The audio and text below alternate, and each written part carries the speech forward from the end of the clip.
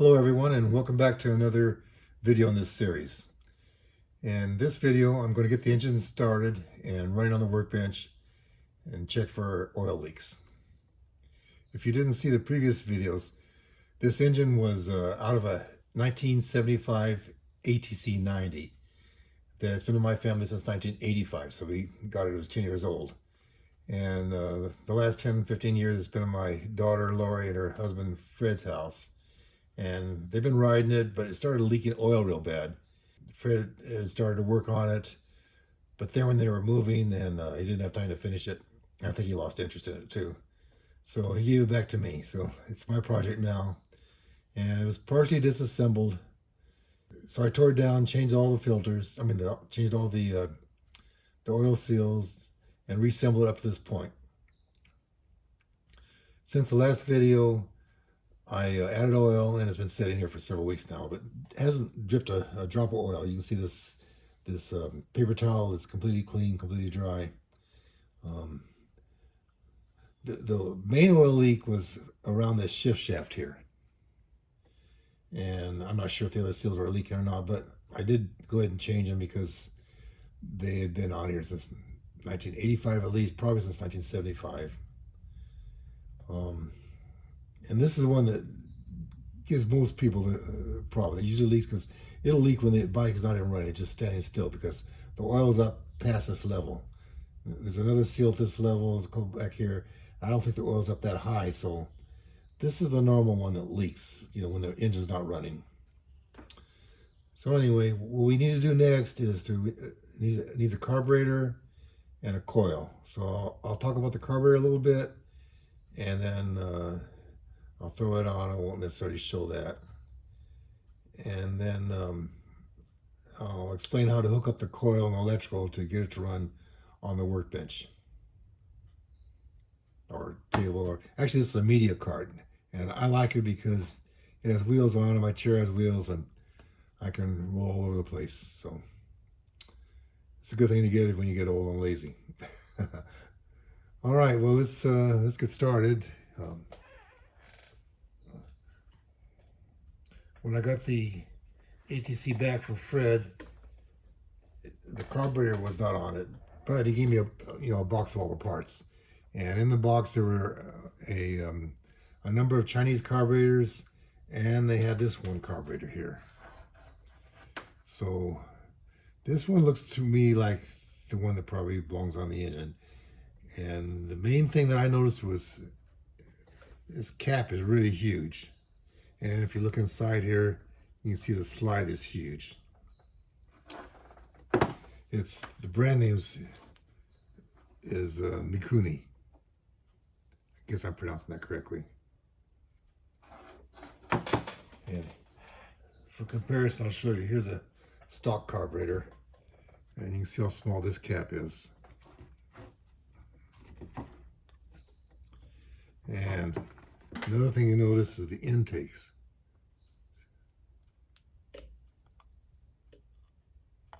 See, so this intake is huge. Of course, the whole idea is to get more air into the engine for better performance. The supercharged engines even have a pump that pumps the air in. So we get more air in here, and what attaches to the cylinder head is also a little bit modified. It's bigger too. Also, looks like he ported the cylinder head. And let me show you that. If we look down in here, not showing up pretty good, but a lot of material was taken off of here. Here's a stock cylinder head.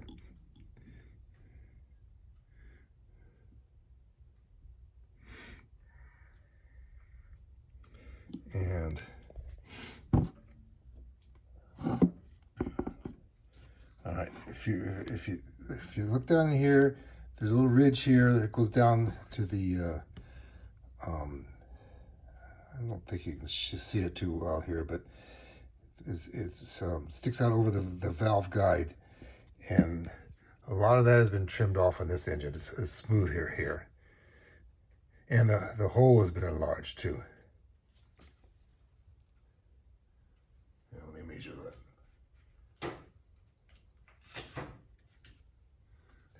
All this was to get more air through the engine. Okay, well, so much for that. Let me go ahead and put this carburetor on, and then we'll take a look at the coil. Carburetor's on now, and so is the fuel tank. So next is the coil. So here's the coil, and it has a condenser attached to it. So the coil has two circuits. Actually, it's a transformer. It's a step-up transformer, and we're going to hook up the primary circuit. The condenser and the primary circuit are in parallel to this black wire. This black wire comes from the alternator, and it's a splitter here, but we're only going to use one part of it. The other part goes over the kill switch. I think that's all it's for. We don't use the yellow wire at all. That's for the lights. So this black wire is going to come in here, and it's going to go in parallel to the coil and the condenser. So you can see the black wire comes up through here, goes through here, and it connects onto here. Then it goes through the coil, and it's grounded to the frame here. Also, the black wire comes back. It changes to green. See, it's connected here. So then it's green, and it goes in here, and it comes around. It goes to the top of the coil. So that's our parallel connection. And it's confusing. If you look at the wiring diagram, here's the same thing we were just looking at. Here's the alternator, and this black wire comes up here, goes up here, goes into the coil, connects up to the coil, and then the green wire, it shows it as black here. That's the B. It's really green. And this connection is up here on the coil. So it goes into here, and then it goes to the condenser, and the condenser is grounded. Okay, so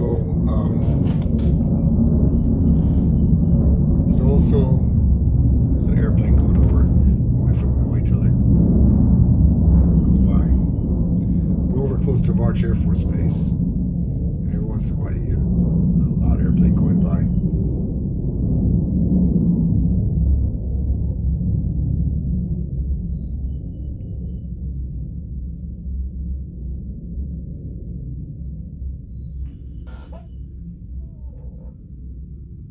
Okay, here's the other wires. There's a green wire here, and it has a little white band on it. And if you follow it up through, you can see it goes up through this holder here, and it's connected directly to the case here, and it's grounded. This is just a ground, and we don't use it here at all. It's used for, I think it's used for the lights, the kill switch. I'm not sure, but we don't use it here. Okay, one more wire. There's a wire here on the bottom of this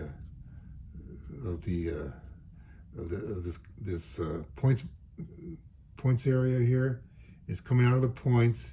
It goes through the cylinder, and it'll come out of the top.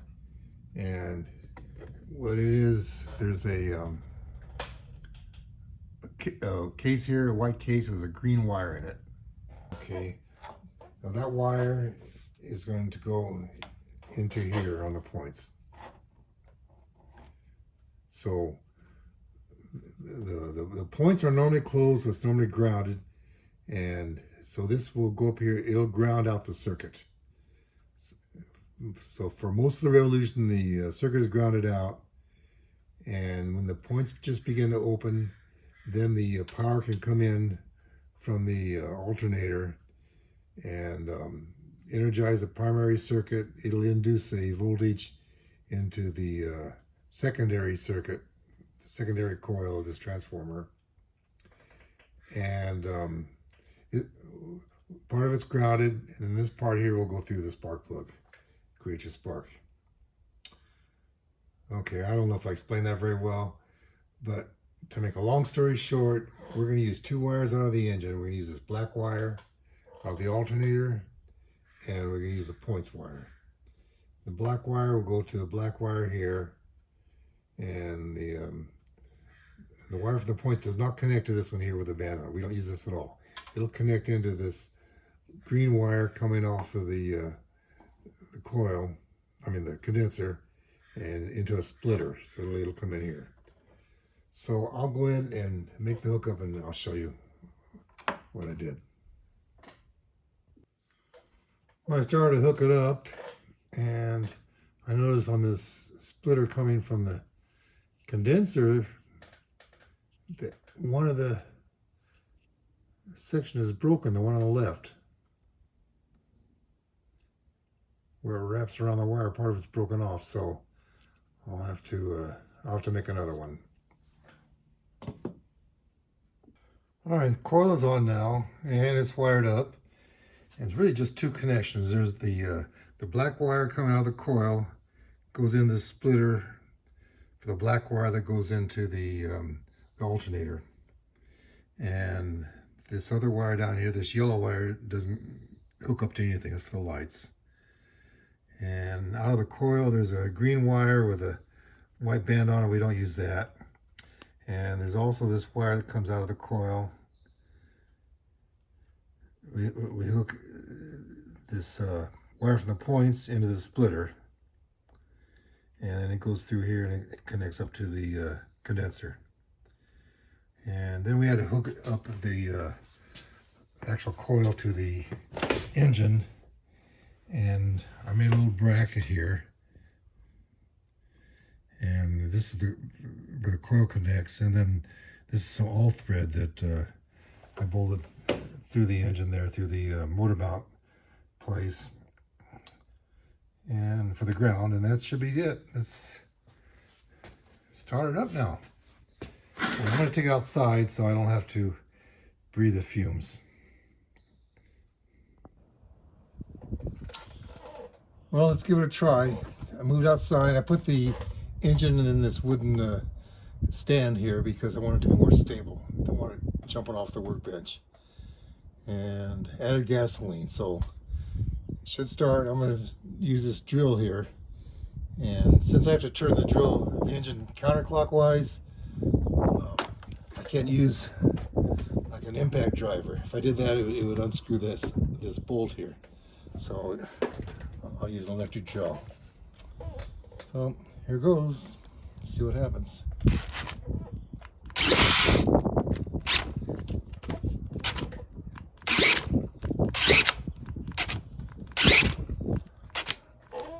Try a new battery. The engine's got a lot of compression.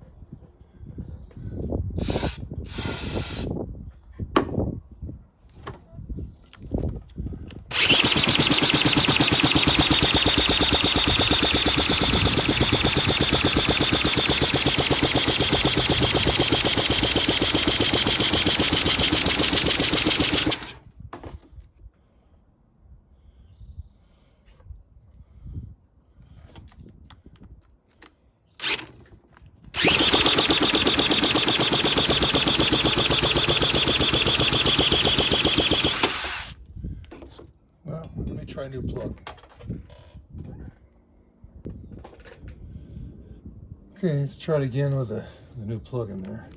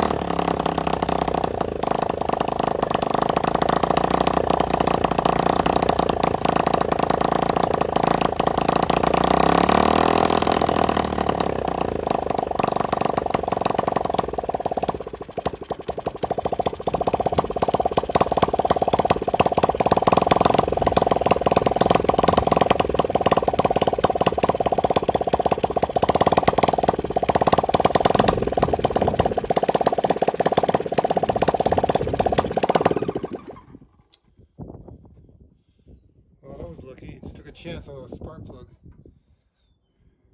Seems to run all right. Let's see if it's leaking oil. There's a bit of a carburetor leak. I'll have to take care of that. And it almost jumped off the workbench.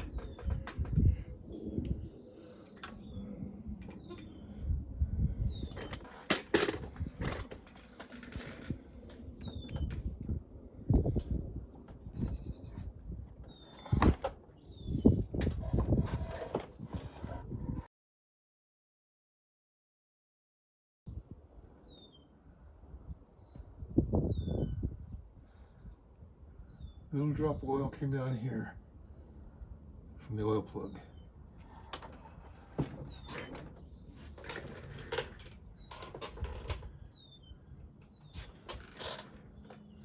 don't see any oil leaking out of the shift shaft. Let's look around the back where the sprocket is.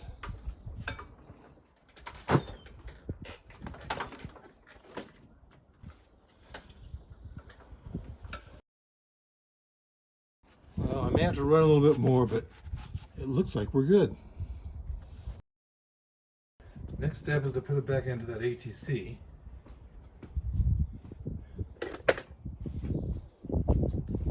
And this ATC is looking pretty shabby.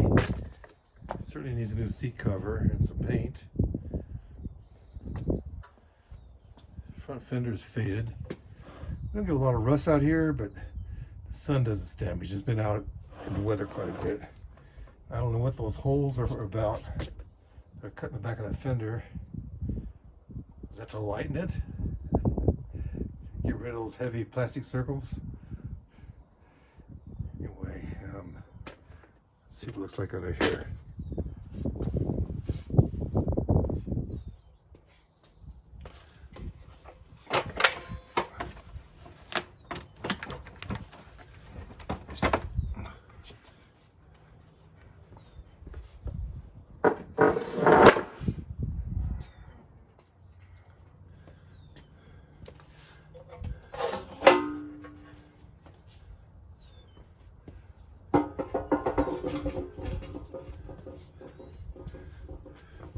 A little bit of light rust on the frame.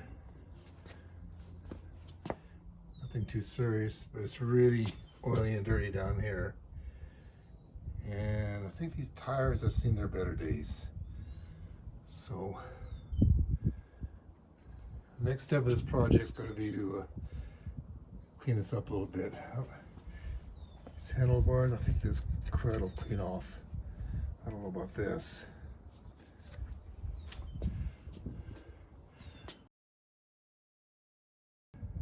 Okay, well that's about all I want to do on the engine, so next will be clean up the frame.